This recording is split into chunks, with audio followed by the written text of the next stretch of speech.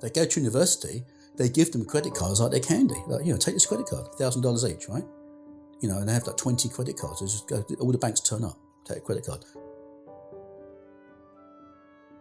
They get you right in college, right? That the banks get you right. The first day you walk in on Frosh Week, there's 5 tables sitting there. It's the big 5, right? Back 20 years ago, you could get a part-time job or a full-time job during the summer, save enough money, pay your tuition. Now with the high cost of tuition, you can't make enough money in the summer to do that. So you're having to supplement with your credit cards, or you're having to take on massive OSAP debts. People have become more accepting of the idea that it's okay to carry debt. It's become more societally acceptable. And because people are growing up in an environment where it appears to be okay to have debt, they're not as afraid of it. And when you're not as afraid of it, you're not as wary of what you're borrowing. So when you're looking at a contract to sign for an installment loan from a Payday loan company that's got a 49% interest rate on it, you're not scared to death of it, but you should be. At one time, payday loans were very taboo things. They popped up. They were things that people knew not to have. So when I meet with an older person, they generally say, yeah, I should never went to the payday loan places. I know it was wrong. I didn't have it. With the younger generation, I'm finding is it's acceptance. This is just what them and their friends do. For people who rely on payday loans, it can be a debt spiral that is really hard. For several years now, economists have raised red flags over record high. Decades. At the end of last year, Canadians owed just over $2 trillion. We hear stories every day about why people get into debt.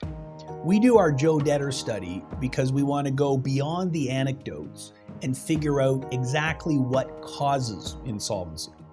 So in order to help our clients, we gather a lot of information, who they owe money to, what they own, what their budget looks like, and we take all of that data, we crunch the numbers, and develop the profile of the average person who files insolvency. That's what we call Joe Debtor. So in 2018, what we found is that the millennials are now our largest area of concern. Last couple of years, we've been focusing on seniors and single-parent moms. And they're still a very important segment of our survey. But the millennials are really causing us dramatic concerns because of the changes in their segment. What we've seen is not only an increase in the numbers that are filing, but a change in the makeup of their debt. The most common age we see for someone filing a consumer proposal or a bankruptcy is in their mid-40s, a Gen Xer. But it's millennials whose share of insolvency is rising the most. Since we first did this study in 2011, millennials' share of the workforce has gone up by 21%. They're a greater percentage of the workforce. But since that time, their share of insolvencies filed has gone up by 162%. The average person that we see owes about $50,000. The average millennial only owes about $36,000. So you'd think they would be more able to deal with their situation, but the truth is that they can't. Millennials are a generation buried in student loan debt. 31% of millennials that I meet with have student loan debt. Student loans that are guaranteed by the government are only eliminated in a bankruptcy or a consumer proposal if you've been out of school for over 7 years. They graduate, or some of them drop out. You still owe the money even if you've dropped out of the course. But once they've graduated, if they can't find employment, again, they're now starting to think, well, how do I take care of repaying all these debts? And they haven't been out of school now long enough for the debt to be forgiven or for them to be eligible for some of the programs through the government to have the debt reduced. So they've got a lot of student loan debt. And they've sometimes had to supplement their student loans with using their credit cards or lines of credit to finish the education if they couldn't get enough OSAP. So they're used to debt from day one almost. As soon as they leave the nest, it's like credit, right? So there's no period of living cash only or living by cash flow only. Like very few of them have experienced a 5-year period where they just paid their bills out of their income. I vaguely recall tuition being around $3,000. I vaguely recall paying rent, sharing an apartment with somebody where I believe we paid $300 each for a 2-bedroom apartment. And beyond that, a few $100s for books, and then obviously the rest of the budget was beer. But I can't imagine that you can go to school for that cheap now. Which then means they're using payday loans, they're using credit cards, using anything to get by on their day-to-day living expenses. Now, anybody who's ever seen any of my interviews in the past knows that these payday loan people drive me absolutely nuts. And I'm going to tell you why. So a millennial's average income is about $2,500. These are the people that became insolvent, filed something with our firm. They have an average of $4,800 worth of payday loan debt. So the idea behind a payday loan, the way the law is written, you're allowed to borrow up to 50% of your normal take-home pay. So you get paid every 2 weeks. If your income is $2,400 a month like a millennial, that means you should be able to borrow $600. Well, so the average millennial that we see owes $4,800 in payday loans. That's almost, well, it is. It's twice what their monthly income is. So obviously the laws aren't working properly, but more importantly, you can't service $4,800 worth of debt that you're supposed to repay in 2 weeks if you only make $1,200 every 2 weeks. It's just not possible. The idea behind a payday loan is you're borrowing a relatively small amount of money, but you're required to pay back the entire amount in a very short period of time. The interest rates, so to speak, themselves are sort of within the law, but the fees that are charged in terms of carrying this debt are enormous in the context of how much money you're borrowing. So you might borrow $650 and have to pay it back 2 weeks later and owe the payday company $800 to do it. If that was an isolated incident, that really shouldn't break anyone. But the thing is, you needed that money before you got paid. And then when you get paid, you're using potentially the majority of your paycheck to pay back the loan, which for most people is going to leave them broke again.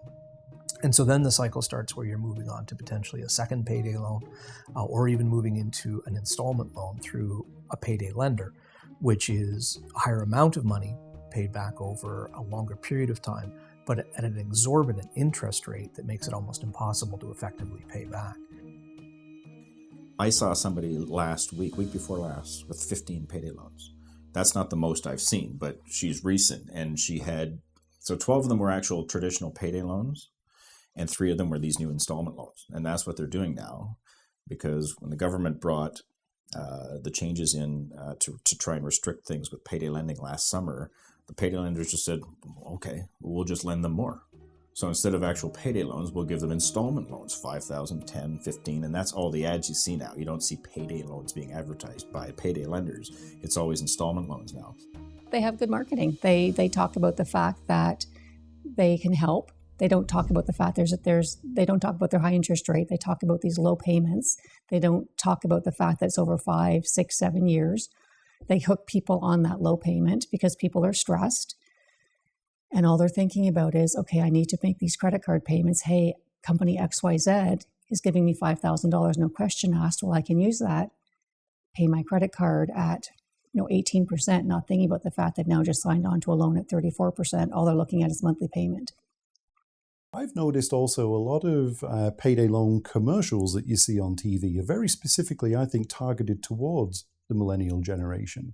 You see a lot of the actors that they use in their ads are very young people. I was saying to my wife the other day, we saw one of the commercials, and it was almost like a Parenting 101 commercial where the ad was all about, we have 2 products. We have a payday loan, or we have a $5,000 or $10,000 credit line available. Which one will you choose? And it kind of reminded me about being a parent of a young child where, if you want your kid to eat your vegetables, it's difficult sometimes to say to the kid, you've got to eat your vegetables. Whereas if you give them that choice of 2 bad options and say, well, which one are you going to have today? Are you going to have the broccoli or the cauliflower? They're more inclined to decide, well, I guess I'll have the broccoli today because I have to choose one of them. And it reminded me, this payday loan commercial, of that aspect, that you're kind of gearing the ad. It's quite clever in a way that you're gearing the ad to say, these are not great options, but here's one option, a payday loan, or here's a credit line that has a 35% interest rate. Which one will you choose? And I think a lot of people think, well, I guess if I had to choose, I would choose that one, because you're asking them to make that choice. And I think the ads are very specifically targeted to that age range for that reason.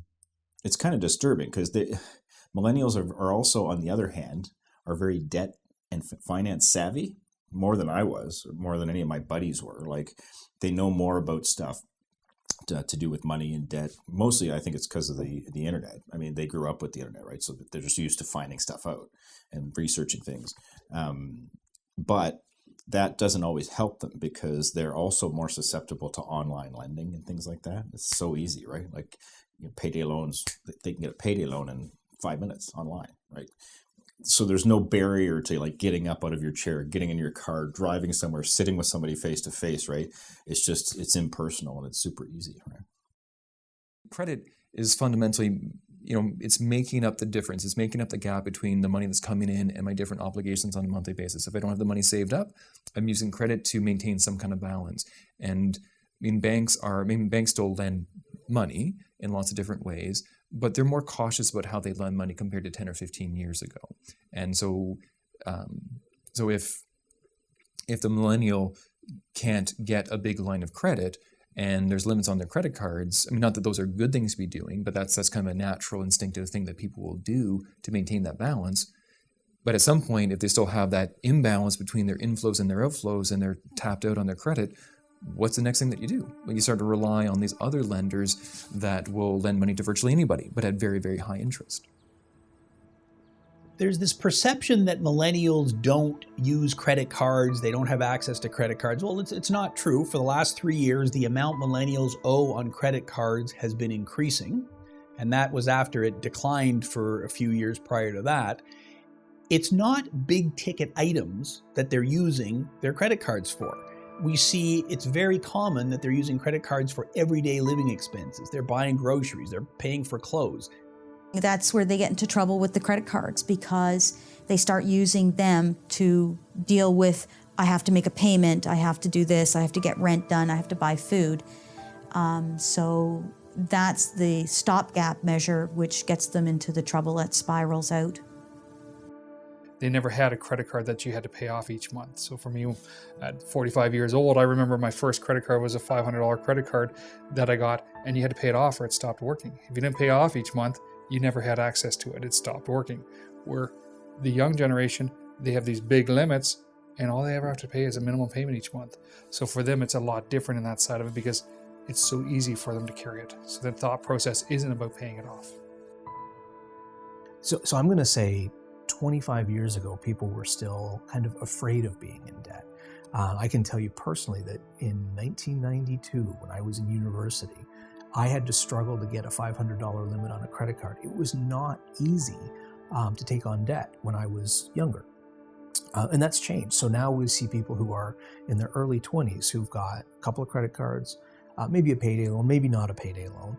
They'll have cell phone contracts that have gotten out of hand, and this will age me obviously, but 23 years ago, you couldn't get a cell phone contract.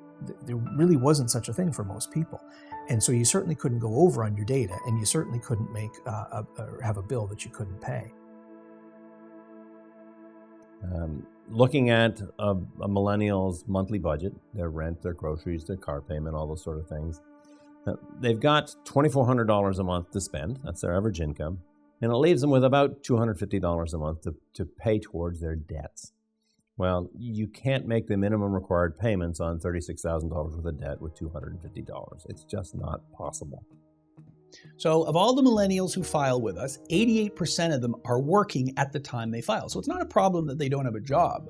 The problem is they tend to be working at a series of part-time jobs. They're doing contract work, their income is sporadic, and so it's very hard when you have unstable income to be planning for the future. You end up using debt to survive, and that's what ends up causing some serious problems. The economy has been what it has been for the last several years.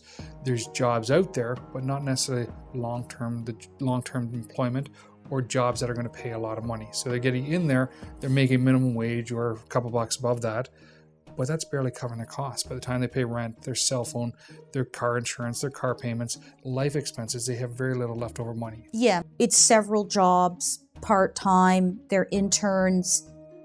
They're not working in their field, that 2 or 3 years of experience under their belt. The employers, it's kind of, you're kind of hunting for your work all the time. Like no stability. So like, the stability that was afforded my parents' generation, or even mine, is just not there. Like they don't think that way, right? And so they expect to be in debt. And just for example, I had one client who was wanted to work in graphic design and had a pretty extensive background in it educationally, at least to my eyes, and had one 6-month contract for graphic design a few years ago, but had otherwise been working jobs that were in factories and that kind of thing, again on contracts, willing to work and do almost anything, but having a really hard time finding a job that actually fit what he was trained for.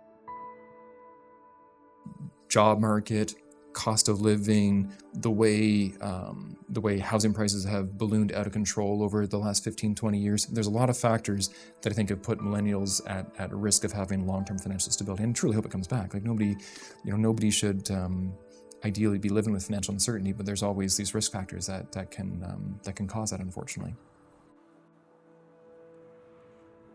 The price of housing is substantially higher than it was several years ago.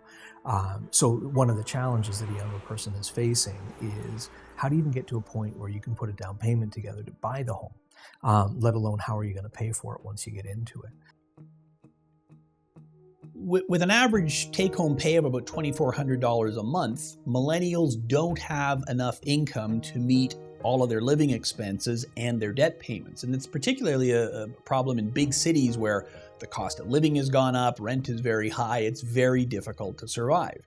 And unlike Gen Xers or baby boomers who perhaps owned a house that's gone up in value and they can refinance the house to cover their debts, millennials don't have assets. So they're doubly bound by lower income and not having the assets. And as a result, we are seeing more and more millennials resorting to a consumer proposal or a bankruptcy. They simply don't have any room to maneuver. They're out of options. Now, one of the reasons that the demographics are changing slightly is that the Generation Xers, the baby boomers that have houses, have been accessing the equity in their houses to repay their debt. So the average Canadian household has more debt now than they've ever had in the past. But the folks with houses, which is easily a third, 40% of the population, have been tapping into that equity to carry them through this crisis. The problem that we're seeing now, and this has got nothing to do with millennials, is that interest rates have started to rise. And so I easily predict that in the next year, the number of clients that we see with houses is going to go up dramatically. Well, that's exactly it. You're more likely to have a senior or Gen X with a house than you're with a millennial because they haven't had the time to get that income, save that down payment, get that history, get that job to be able to afford the bigger debt stuff like cars, boats, homes. If they're maybe a Gen Xer, maybe their timing is right where they could get into a home before the prices ballooned out of control, and they benefited from that growth in the value where now they have significant equity in their home. Where if they have a bit of like a debt problem, because their timing is right, they've got equity built up just because the values went up. It's not like they did anything special. They can go to the bank and they can tap into some of that equity to consolidate their debts. Whereas if you miss that time, if you're just a little bit younger, right?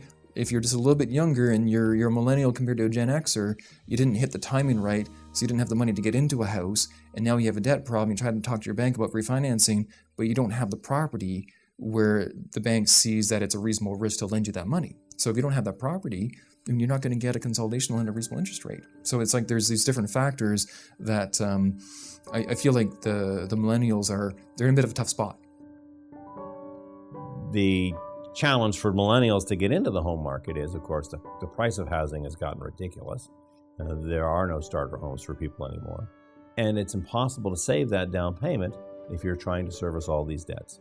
So again, the millennial gets out of school, they've got $15,000 worth of student loan debt, so already they're behind the 8 ball. That's got to be dealt with before they can start saving. Then they're setting up their new home, so there are all sorts of purchases you got to make. Furniture, pots and pans, all that sort of stuff costs money. And so you've got this $36,000 worth of debt and no ability to pay it down. So buying a house, it's just not possible for most of them. what I think I'm hearing from a lot of people who are younger is that they feel like that they're in a trap of debt and a cycle of precarious employment that they don't see a way out of. So they're carrying student loans, which can be quite hefty. They're carrying credit card debt, things like payday loans or installment loans. Their pay is barely covering their living expenses, and they're not seeing the sort of expectation of income increasing over time that people in generations before them might have been able to see.